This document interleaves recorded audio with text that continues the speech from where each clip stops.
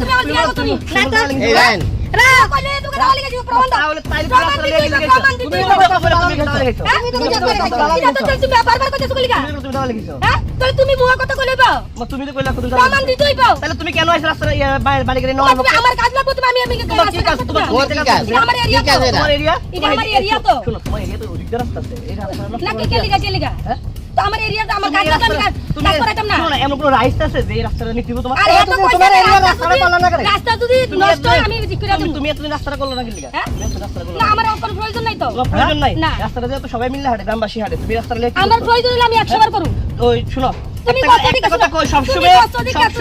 দালালি খায়া হ্যাঁ। কোনোদিন হ্যাঁ। এসব কাজ করবা না তোমার মতো দালালি আমরা কোনোদিন এসব কাজ করবা তোমরা না দালালি গাইছো কইলে তোমরা গাইছো দালালি কাজ করবা না যে রাস্তা করছো কোনোদিন মানে এসব কথা কাজ করবা না। কথা কইলে কথা পারবো রাস্তা যে রাস্তা রাস্তাটা তোমরা তোমরা যে রাস্তা করছো রাস্তা দুই দিনে ভেঙে যাবে না তোমার দুই দিনে ভেঙে যাবে রাস্তা। তোমার নাম কেন আইতো হ্যাঁ? রাস্তা দুই দিনে ভাঙছে কে কইছে তুমি রাস্তা জানো দুদিন ভাঙছে কে এদিকে কইছে এদিকে সামনে আনো? তোমার দেখা এই যে রাস্তা ভাঙছে কে এই যে ভাঙছে আমি আলাপ নাই কে দাও। ভাঙছে বন্যা নাই তো তোমার ওই। একটা রুগীলে দাও না একটা গাড়ি উত্তর না একটা ডেলিভারি কেস প্রেগনেন্ট বেবি নাই পেটটা কিছু দিতে তুমি কি করছো তোমার মাথায় তোমার ইয়া খবর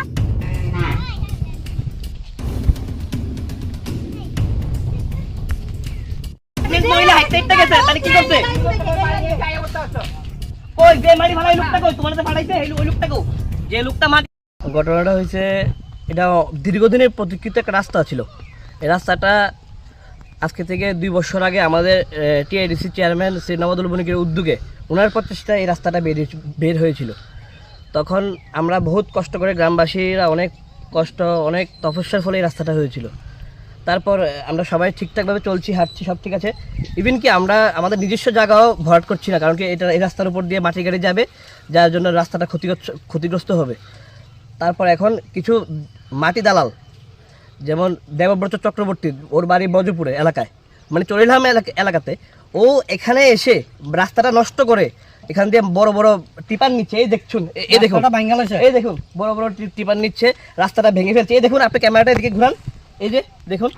এখানে রাস্তা বিভিন্নভাবে ক্ষতিগ্রস্ত হচ্ছে বিভিন্নভাবে নষ্ট হচ্ছে কিন্তু ওদেরকে বারবার মানা করার পরেও ওরা এখান থেকে মাটির গাড়ি নিচ্ছে তো এখন আমরা এই জনগণ আমাদের এক কথায় পাড়া প্রতিবেশী সবাই একত্রিত হয়ে মহিলারা সবাই একত্রিত হয়ে ওদেরকে গাড়ি নেওয়াতে বাধা দিচ্ছে এতটুকুই আপনি এখন কি চান এটা আমি চাই রাস্তা দিয়ে মাটির গাড়িটা নেওয়া বন্ধ হোক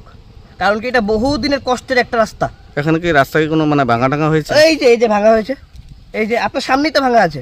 দেখুন আপনি এখন কি চাইছে সাধারণ জনগণ কি চাইছে সাধারণ জনগণ চাইছে রাস্তা দিয়ে মাটির গাড়ি নেওয়া বন্ধ হোক আর কিছু না এটা কি অবৈধভাবে মাটি নেওয়া হচ্ছে এটা তো অবৈধভাবে নেওয়া হচ্ছে ওর কাছে কোনো বৈধ কোনো কাগজ নেই কিচ্ছু নেই ওর কাছে প্রশাসন সে ব্যাপারে কোনো পদক্ষেপ গ্রহণ করেছে কিনা সেটা দেখি না এখন আপনাদের মাধ্যমে প্রশাসন কোনো সেভাবে ব্যবস্থা গ্রহণ করছে কিনা না হয়তো আমরা পাড়া প্রতিবেশী গ্রামবাসী মিলে এটা প্রটেস্ট করবো